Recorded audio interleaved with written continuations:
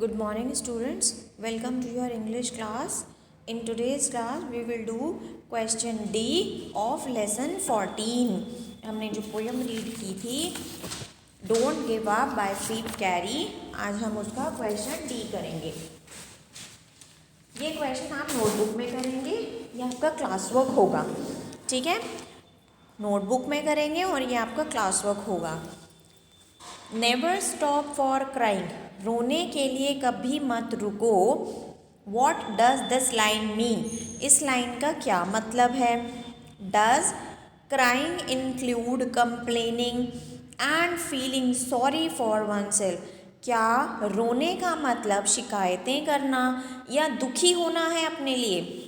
कभी कभी क्या होता है ना, हम बहुत अपसेट होते हैं, बहुत परेशान होते हैं, तो हम रोने लगते हैं। तो क्या यहाँ पर रोने का मतलब दुखी होना और अपने लिए सॉरी फील करना है। This line means that one should not feel sorry, not feel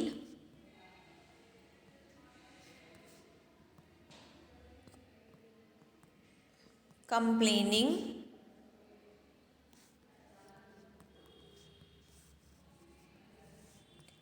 and sorry if one fails. इस लाइन का मतलब है कि अगर हम कभी किसी काम में हार जाएं या फेल हो जाएं तो हमें रोना नहीं चाहिए, ठीक है। वन शुड कीप ट्राइंग, हमें कोशिश करते रहना चाहिए। यस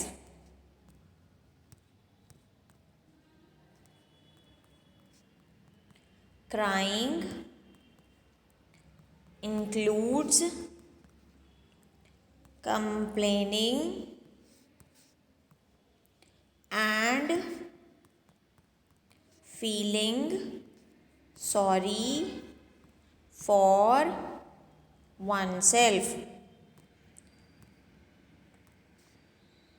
हाँ, क्राइंग का मतलब तो यही होता है कि हम अगर रो रहे हैं तो इसका मतलब ये हुआ कि हम हार मान गए हैं, है ना। हम हार मान गए और हम अपने आप से शिकायत कर रहे हैं कि हम क्यों नहीं कर पा रहे, हम क्यों नहीं जीत पा रहे। तो इसलिए रोना नहीं चाहिए। टू गेट स्ट्रॉन्ग, हमें और स्ट्रॉन्ग बनना चाहिए। लाइक एन ओक ट्री, जैसे ओक ट्री होता है कि बहुत तेज़ हवाएं चलती हैं, वो उसको बार बार झुकाती हैं, but still it grows prouder and stronger, वो बड़ा होता है और बड़ा होता है, ठीक है। Next, why is the oak loftier and prouder after a storm. देखो आ गया क्वेश्चन कि जो ओक ट्री होता है वो इतने आंधी तूफानों को झेलने के बाद भी इतना भारी, बड़ा और प्राउडर कैसे हो जाता है। The oak is loftier and prouder after a storm as it has grown through the storm।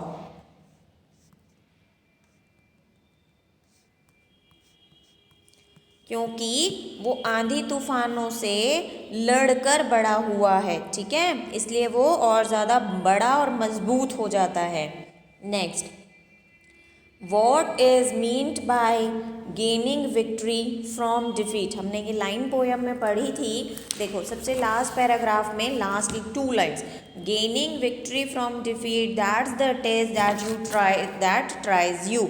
इस लाइन का क्या मतलब है। Gaining victory from defeat, defeat का मतलब होता है हार जाना, गेनिंग का मतलब होता है पाना, विक्ट्री का मतलब होता है जीत, यानी हार कर भी जीत जाना। इस लाइन का क्या मतलब है।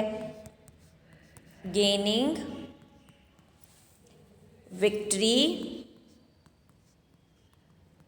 from defeat means to make the best of a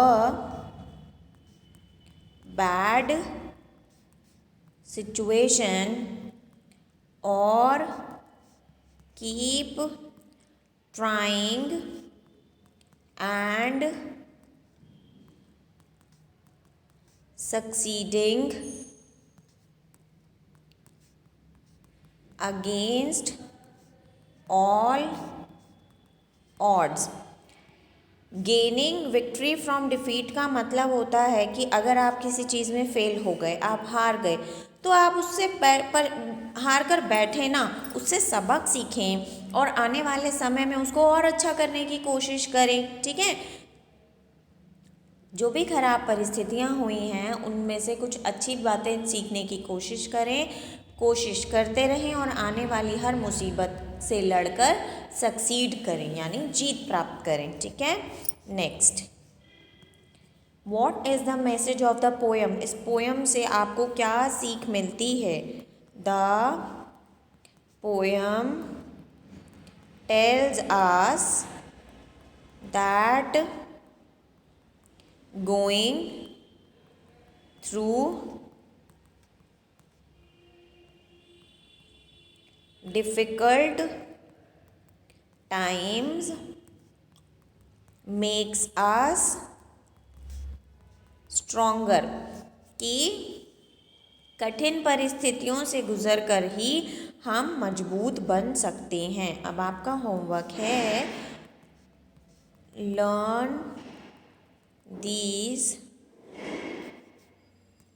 question answers done in class work। ठीक है, जो भी हमने क्वेश्चन आंसर्स अभी ये क्लास वर्क में किए हैं, आप इन्हें लर्न करेंगे। ठीक है, थैंक यू, बाय बाय।